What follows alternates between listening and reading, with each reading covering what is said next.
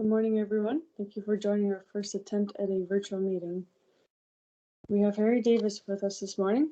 He's the production manager at NorthStar Genetics and is considered by many a soybean expert. He will be talking about a few of their varieties. Also logged on is Brenton Bellows, who's the sales representative for Lallemand Plant Care. Brenton has been with Lallemand for several months and is very knowledgeable in the agriculture sector. We will be talking about Lallamand's new liquid soybean inoculant, and at the end we will touch on a few things including programming. If there are any questions, just let us know by unmuting your microphone or typing it in the section comment below, or just asking us afterwards. All right, take it away, Harry. Thanks, Monique. Good morning, everyone. If you don't know myself, my name is Harry Davies with NorthStar Genetics, and really excited and happy to be able to present our product lineup going forward for this fall. Of course, we would really like to be able to do this in person, but with things going on with COVID-19, we felt this was the responsible thing to do. So, in essence of time, we're going to dive right in. I am going to try to keep my presentation quite brief. So, those of you who remember last year around this time, actually right when we had a snow event, we hosted a meeting in the office at Manness Seeds, and our main topic of conversation was why grow soybeans. So in essence, as we go forward to this year and this year's messaging from NorthStar Genetics, we still have that message on why grow soybeans, but more specifically, why should you be growing a NorthStar Genetics soybean? So I'm going to touch a little bit on some of our products, on our varieties. I am going to share a little bit of economic comparisons of soybeans versus other crops, being canola and wheat. Touch briefly on our finance program, on our farm grower rewards program, and share some trial results with you. So last year, you would have heard me speak at great length on why should we even be growing soybeans. We've had 3 exceptionally dry years.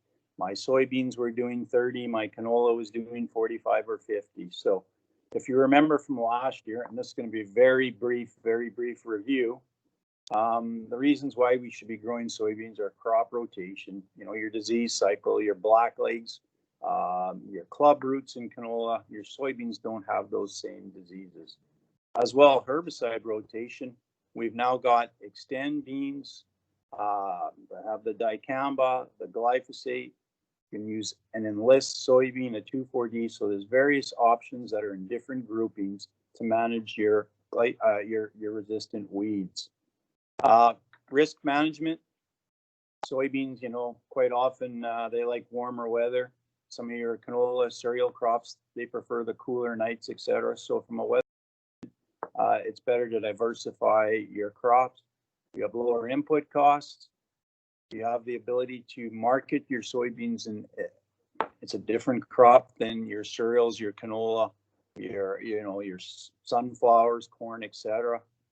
Spreads your equipment out. Typically, we're seeding our beans a little bit later in the spring, and we're harvesting it later. So it spreads your workload. Your crop's not all coming off at the same time. And same thing for time-wise.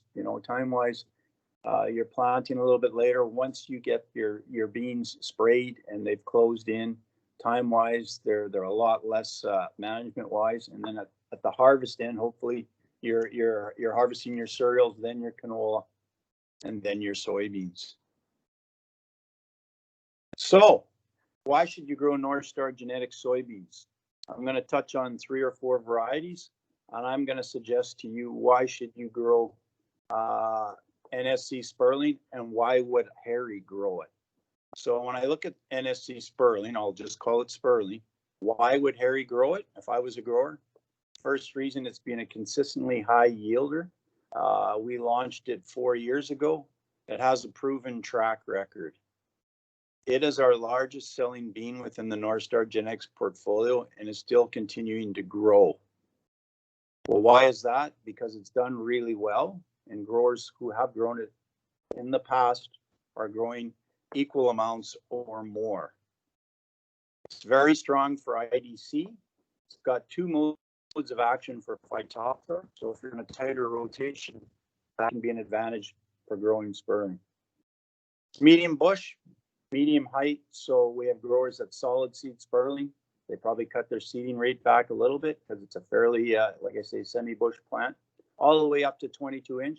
We even have growers on 30-inch, but I still think at 30-inch, it's a bit of a stretch for getting row closure. Seems to handle stress really well. And on the drier years, even though we haven't had the yields that we would hope to have, it's always been on the top of the yield platform. Other thing you need to consider is if you're going to use Sperling, you need to remember that it's a straight Roundup ready to yield. So if you don't have a need for the dicamba system, the Extend system, then Sperling has done very well, very high track record, high yielder. It's proven. I recommend that variety to every grower on every farm. It's got a maturity of 0.06. Why would I recommend NSG Cartier? So NSG Cartier has very similar high yield potential to Sperling. It's a similar maturity. It's a similar plant structure. It's about the same height. It's about the same bushiness.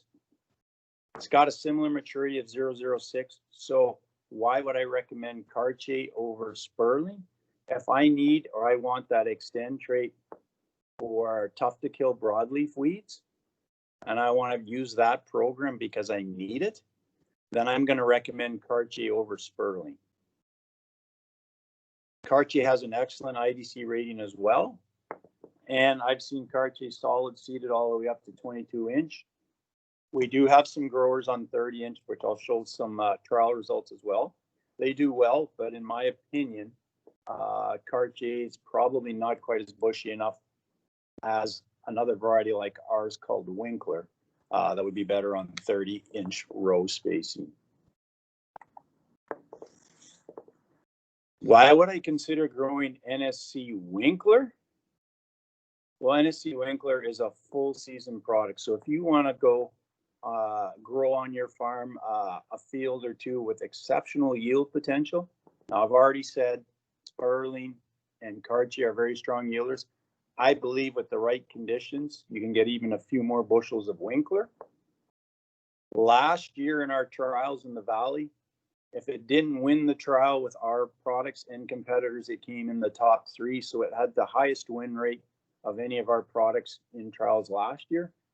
It's taller, it's bushier than Sperling or Cartier, suitable for wide row spacing. Most of you have already probably grown Richer in your lifetime of growing soybeans. It looks a lot like Richer in appearance and in bushiness, except it has the Extend trait package. It's good on IDC. It also has the soybean cyst nematode package built into it. So it's extremely high yielding, but it is going to be 2-3 days later than Sperling or Cartier. It's a full season variety.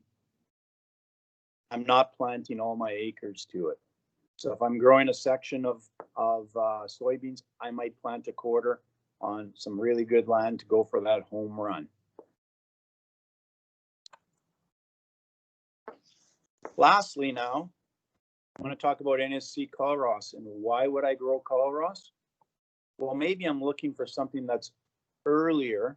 I want to spread my risk, something earlier than Cartier and Sperling with some pretty good yield potential. When I think of Culross, I think of a product that does really well under a solid seeded scenario. When we get to wider row spacing with Culross, that's when we start to see a bit of a yield dip, a bit of a yield drop. I've seen it up to 22-inch row spacing. I think 15-inch or less. Culross is an exceptional product. It's medium height. So it's got pretty good height. It's got a very, very good disease package, white mold. And in the new McVet data that's going to come out, Culross will actually have our highest rating for IDC in NorthStar Genetics portfolio. So that says a lot when we have products like Sperling and Pritchard that are rated very, very well. It has the extend trait. It's got a relative maturity of 0.04. So when I'm comparing it, let's say to Sperling, it's going to be it's probably going to be a good 3 or 4 days earlier than Sperling, whereas Winkler is going to be that 3 to 4 days later than Sperling. Kind of gives you options as a grower. Picture, just because I like pictures, so just a picture of Cartier. This was at our drip trial at Portage, La Prairie, and this was taken very early July, and that was on 22-inch row spacing. And here's the same trial taken about 3 weeks later, and I just wanted to show Sperling side by side with Winkler. This was a little bit later, and you can see that the Winkler's got that really dark green color, and the Sperlings were just about starting to change and drop their leaves. So this was 20th of August, in that range for time frame.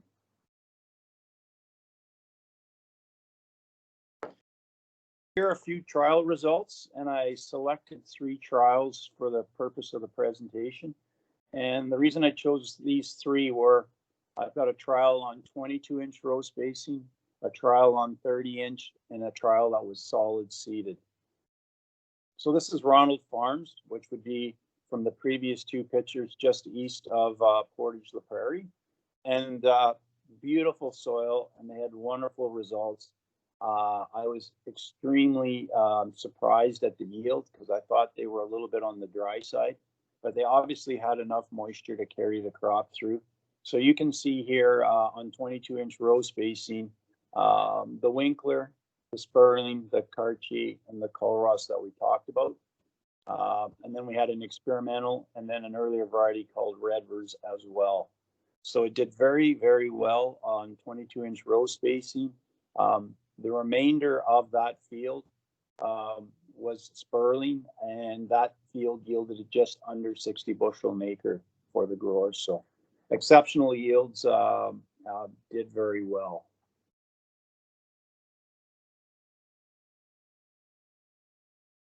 Now a trial at Carman, 2 miles south of Carman, right on the highway with Pritchard Farms.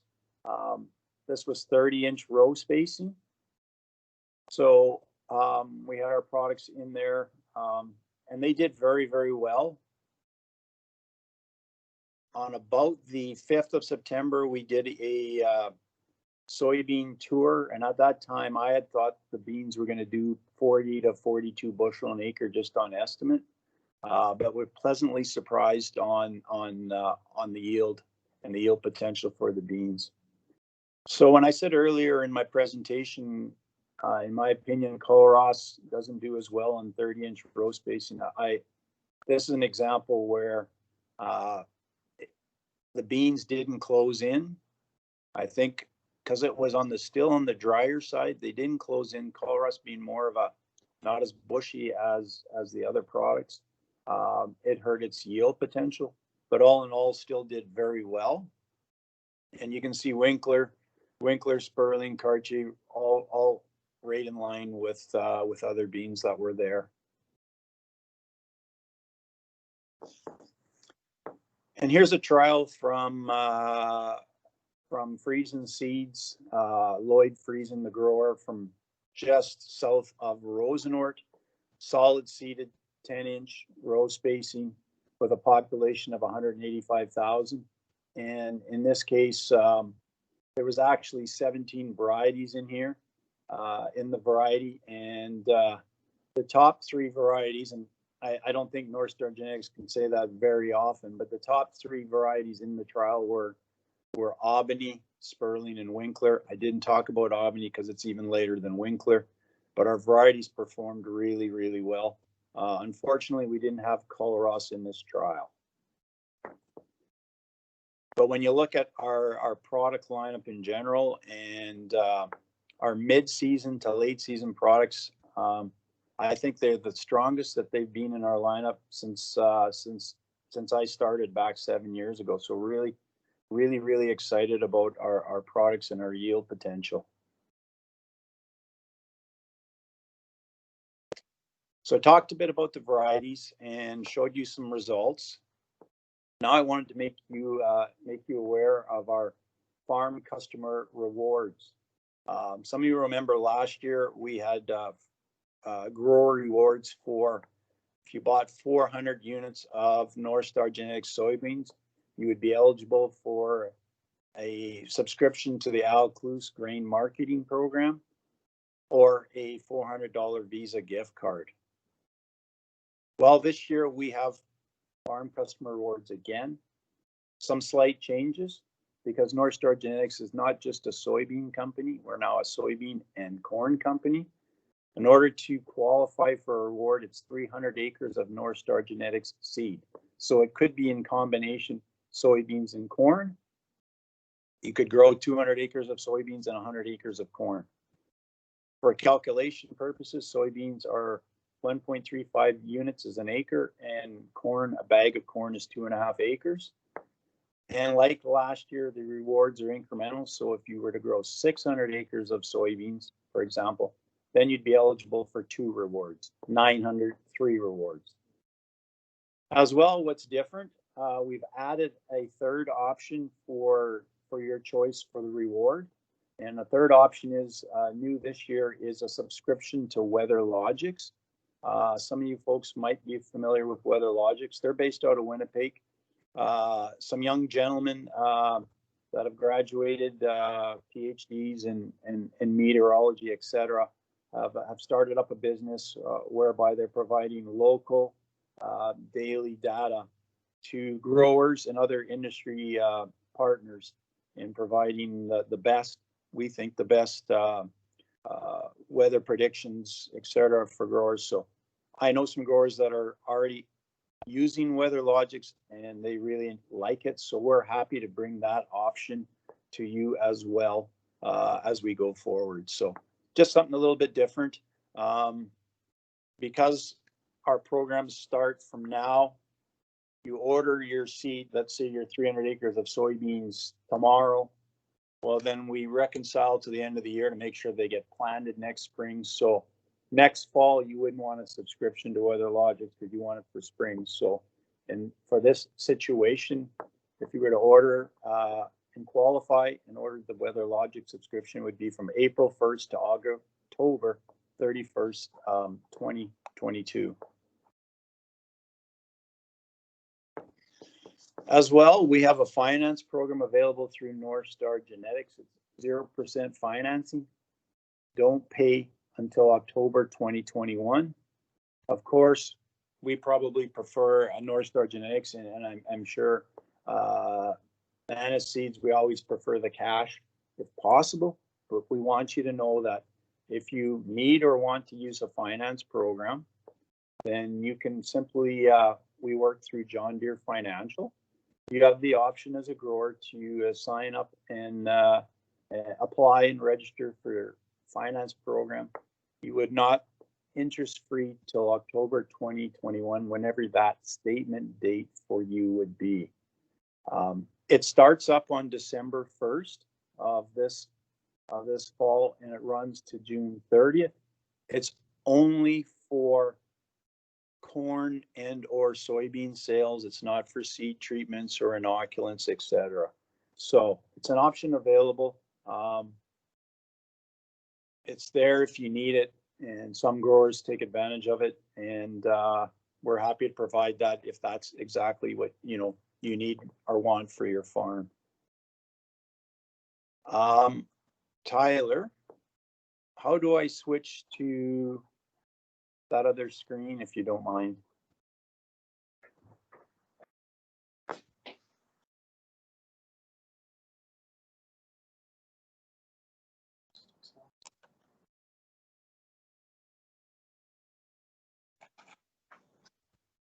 So everyone, lastly, just wanted to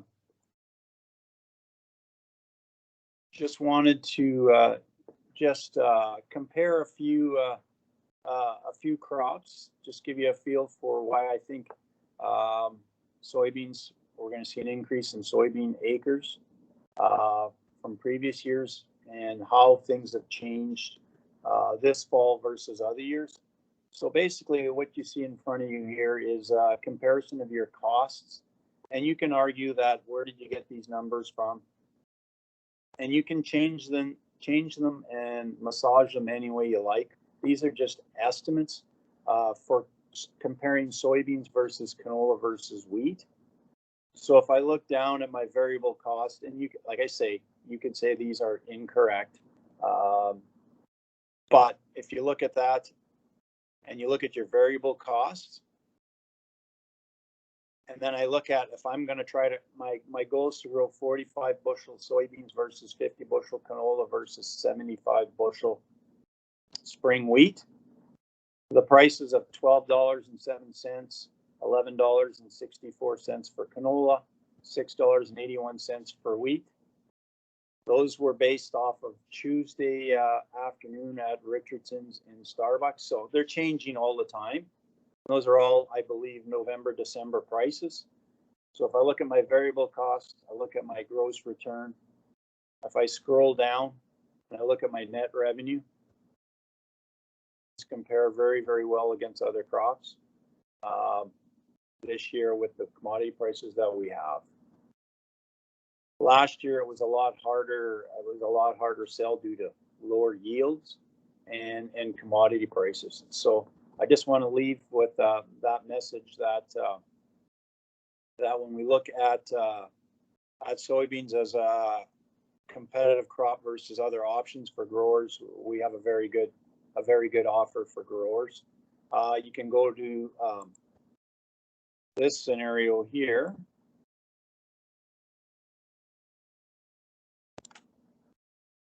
And it's got the same variable cost for soybeans, canola, and wheat. And now it was drier and my yields were lower. You see the same thing. So messages again, we're excited about soybeans at NorthStar Genetics. We're excited working with our retail and grower customers. We've got a very strong product line, and we think soybeans are going to be a very good, profitable crop for your growers. So on that note, trying to keep on my timelines, hand it over unless anybody has any questions.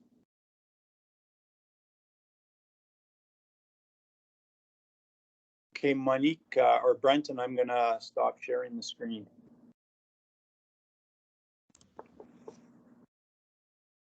Thank you, Harry. Just going to switch over here. You see my presentation there? Yes. Right on. Thank you, Harry. Hi, everyone. My name is Brenton Bellos. I'm with Lallemand Plant Care here. I am the rep for Manitoba, and I've been here since March, as Monique has mentioned here. And we're going to focus on seed application and liquid products that we've got here. We do have granular formulation, but for the Manness seeds area there, we're going to just focus on this as that's the most applied inoculant in the area there. So we've got some really exciting stuff here that I'm going to show to you over the next 10 to 15 minutes. Really, these products are a great package with NorthStar beans, especially on the IDC there with Culross there. We'll talk about that in a little bit here. So LALFIX PROYIELD liquid soybean inoculant. This is our premium liquid on-seed product for soybeans. Really, there's 3 modes of action here. We've got 2 highly effective strains of a brand new species of rhizobia called Bradyrhizobia alkanii. First time a new species has been introduced to Canada in over 25 years here. Basically, everything else on the market would be Bradyrhizobia japonicum. So we're bringing something new to the market here. And this product was actually just registered back in June here. So it's the first year launch here. It's brand new to the market. So those are the first 2 modes of action there. The third mode of action would be Delphia acidivorans, which is a PGPR, a plant growth promoting rhizobacteria. And we'll get into some of the benefits coming up here. Two package sizes. There's a 400 unit and a 100 unit liter bladder or unit bladder. So no mixing, it's all in one package. Some of the other products on the market there, they've got extenders in a separate bladder. And really that's what creates the stickiness on the seed. It's highly concentrated, so there's a low application rate of 97.8 milliliters per 100 kg. It's up to half or even more than half the rate of some products on the market here. So the goal of this was to just reduce the overall volume of product on seed. Guys have been running into a lot of issues with bridging in tender units or even inside the drill. And that's just because, you know, depending on what kind of conditions we've got in the spring here, the beans just can't dry down fast enough with some of the seed trimmings that we're putting on there. So this also allows you to increase the application too. You know, you'd have no problem putting 1.5 times the rate or up to 2 times the rate of liquid inoculant on the seed and still avoid any kind of bridging issues with seed treatment. On seed life for up to 240 days. With Cruiser Max Vibrance beans, it's also 240 days. Obviously, we're not going to be waiting that long to put beans into the ground, but you know, if need be, it's possible. You know, we've got our sugars and our extenders all in that one package, so it does have great on-seed survivability. That's more suitable for Eastern Canada when seed treaters are treating beans in November and putting them into totes. So there is an in-furrow application as well, but we have more of a value-added product that I'll talk about in the next couple of slides here to bring the cost down for that. So as I mentioned, we have the brand new species there, Radiorhizobia alkanii. Some great benefits to that. What we're seeing is earlier nodulation and for a longer period of time, about a week on each end of that spectrum. So of course, when we've got nodulation for a longer period of time, we could expect more nitrogen to be in the ground. So more nitrogen can relate to higher yields, and we'll look at some trial data closer to the end of this presentation here. So typically you'd also see nodulation on the crown root. And with this product, we're seeing nodulation on the crown and lateral roots with the on-seed application. And that's mostly due to the PGPR that I mentioned earlier. The PGPR colonizes the root system, creates more root and more root hairs. So we're seeing that PGPR push the inoculant or rhizobia further down onto the root system there.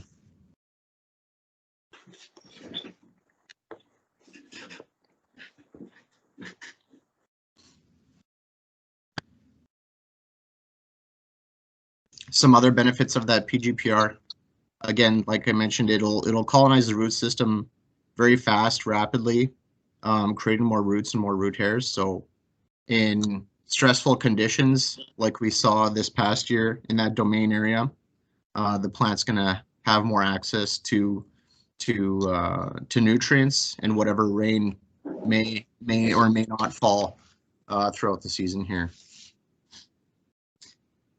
If there is elemental sulfur in your rotation as well, this product can help convert elemental sulfur to plant available sulfur.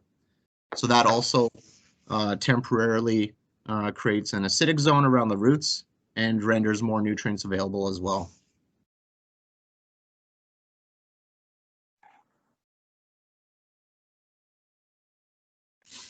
Some new data that we were able to gather here over the summer. We found that Delphia actually creates siderophores, and siderophores are iron chelating molecules which help bind and transport iron within the rhizosphere of the plant. So we had a trial here at Manness Seeds this past year. There was no visible symptoms of IDC, but it was very spotty across southern Manitoba. And I had a few agronomists mention to me that in these other trials that I had, that they found that the soybeans treated with PROYIELD were able to get through IDC faster than the competitors treated products. So as Harry mentioned earlier there, Culross, which is a very high, has a very high IDC score in the NorthStar Genetics portfolio there. That in combination with this product will really help your crop get through IDC faster than some other combinations on the market there. So if you've got a lot of salts or had a field that was extremely wet in the fall or spring, this combination would be great for a field with those kind of characteristics. So in the Petri dish on the bottom here, we can see this circle in the middle there. That's representing the iron chelation from the siderophores.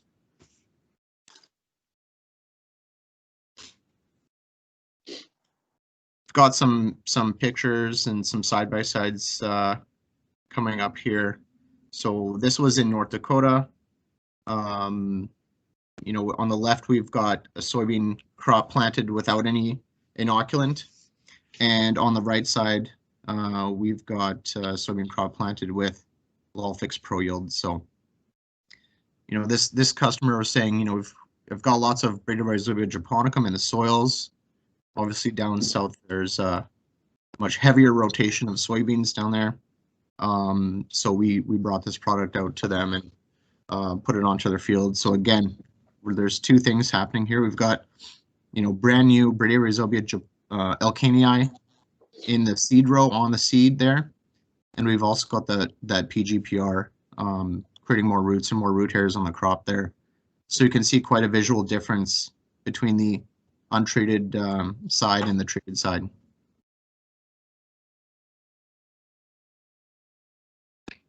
Some pictures from trials in this past year here. This is up in Oak River, Manitoba. On the left, we have a inoculant with Bradyrhizobia japonicum, a single strain, versus the PROYIELD product on the right here. So with PROYIELD, again, we've got two strains of the brand new species, Bradyrhizobia elkanii, with that PGPR that I mentioned. And we can see both a nodulation increase here, as well as root surface area. So it was quite wet this past year in Oak River.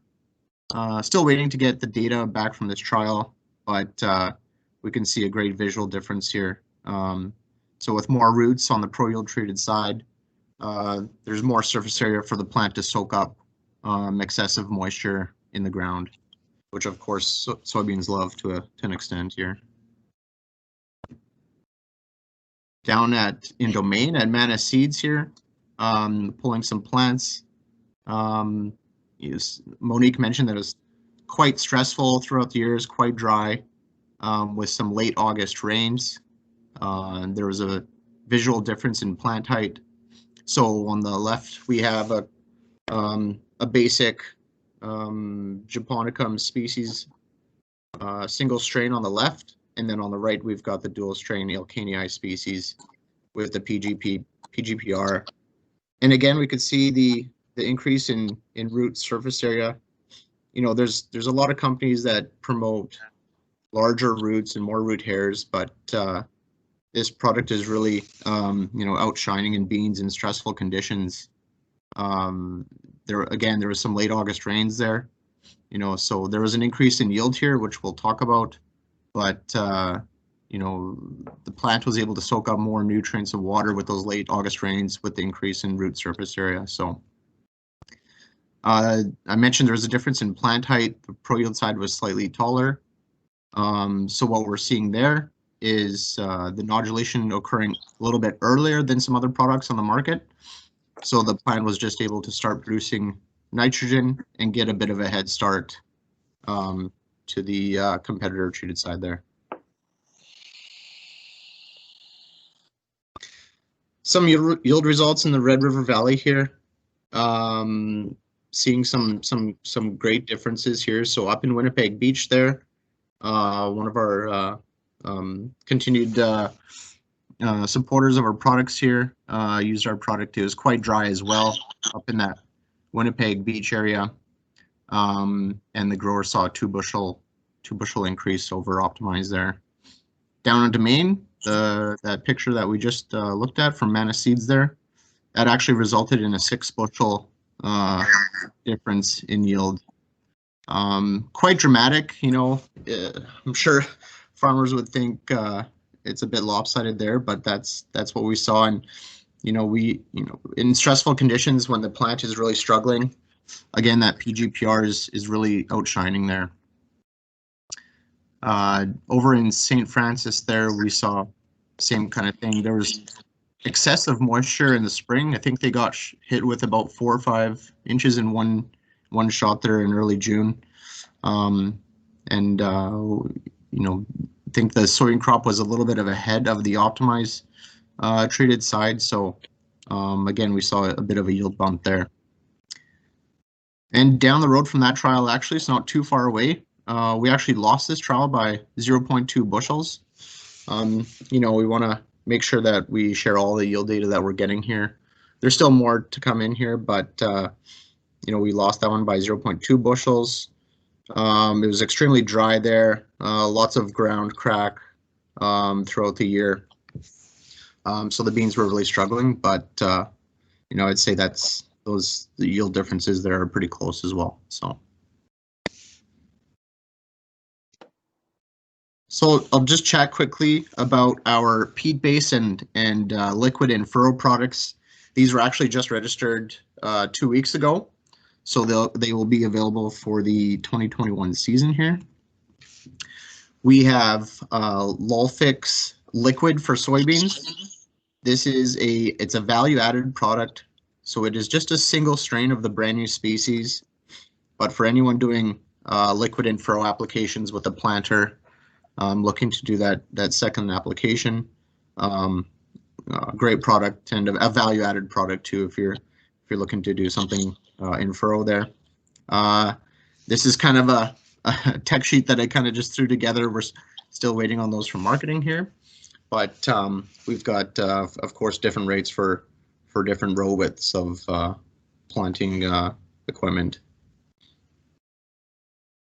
Comes in a 400 unit case as well.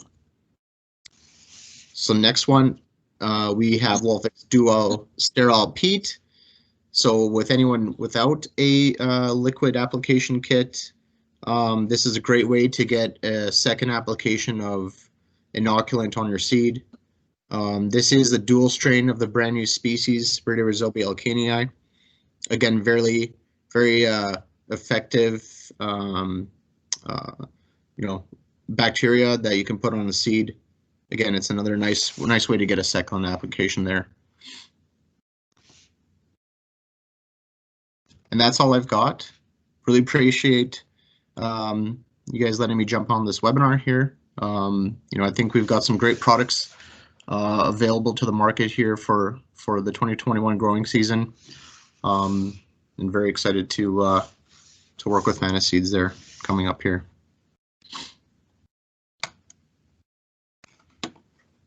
All right, thank you, Brenton, and thank you, Harry, for presenting today. And like you said, we had a good yield bump out of that PROYIELD this year, and we're very happy with it. So we'll see what the next season brings. I will pull up my presentation now.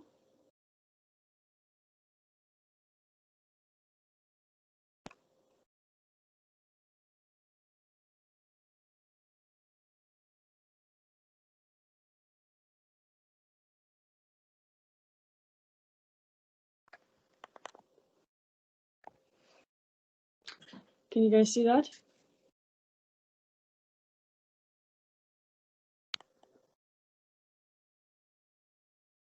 Okay.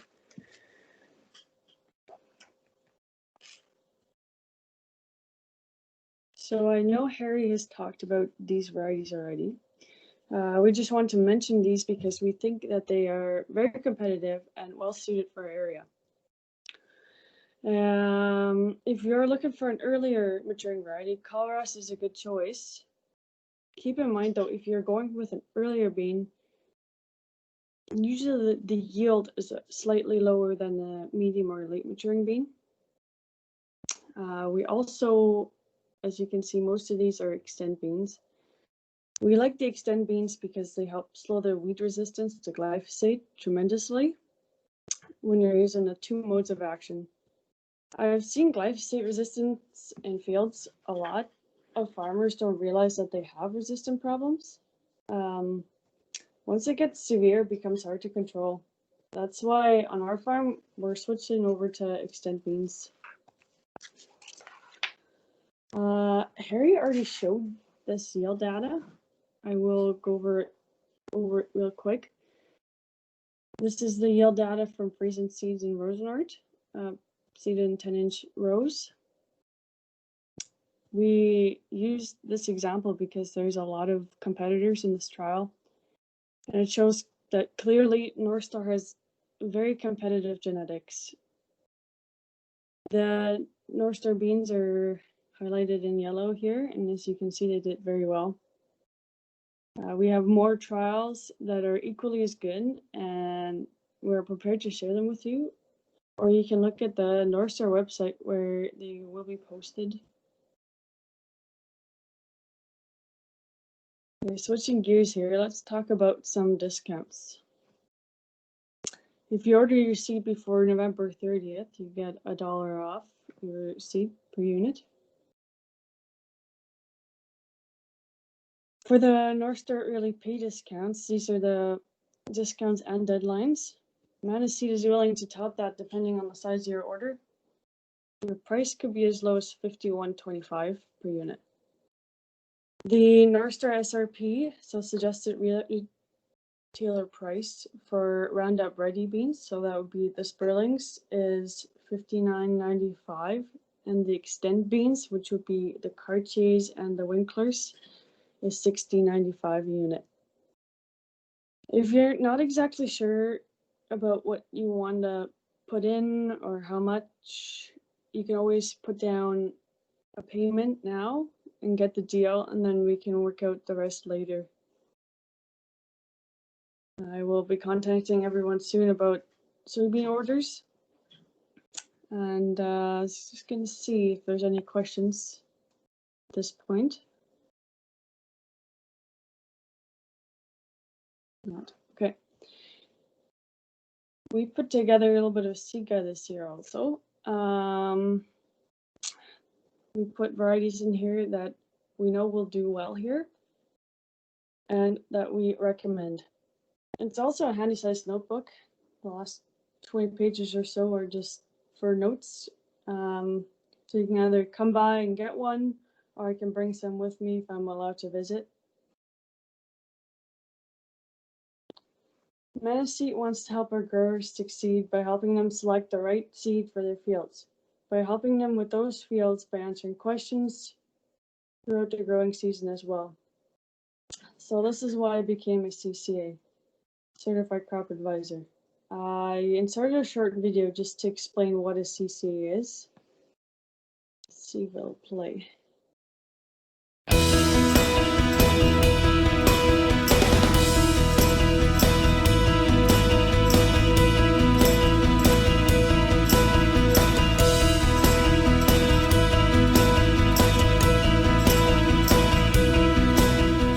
Farmers today wear more hats than ever before. They don't just work in the field, they are businessmen, mechanics, accountants, marketers, conservationists, and much more. All of these roles require time and information, and at the rate new technologies in the industry are evolving, many are increasingly relying on the recommendations from their agronomist. That's where the Certified Crop Advisor and the CCA program become vital to the agricultural industry. The CCA program was established as a benchmark for practicing agronomy professionals. It's a voluntary program providing base-level standards through a national and regional testing process, then raising the standards through continuing education. An agronomist who becomes a CCA has demonstrated commitment, education, expertise, and experience when advising farmers on agronomic practices all in the name of helping them to make the best land management, agronomic, and economic decisions possible. An active CCA brings value to their clients by being field agronomists, consultants and farm managers, natural resource conservation personnel, educators and extension specialists, government, academic researchers and scientists, and technical support personnel. That's where the CCA program strives to provide opportunity, recognition, respect, and pride. In order to become a CCA, certain requirements must be met.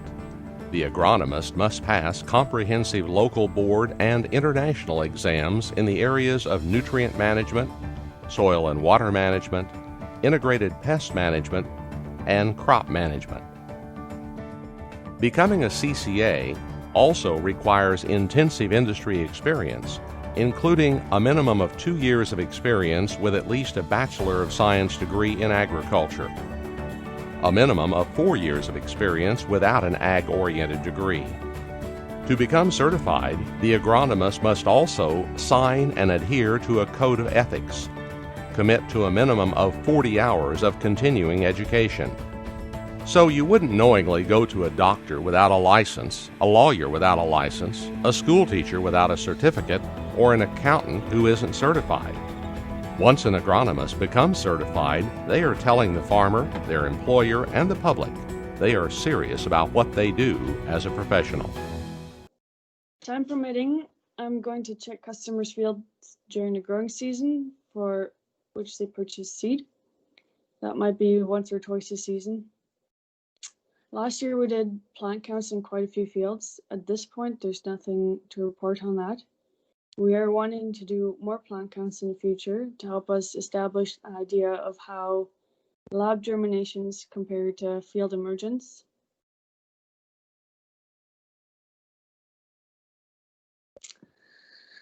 All right, that's it. Thank you for your participation, everyone. We would like to do this again in November when the McVet trials are in, so we can discuss some cereals and other crops. Are there any questions?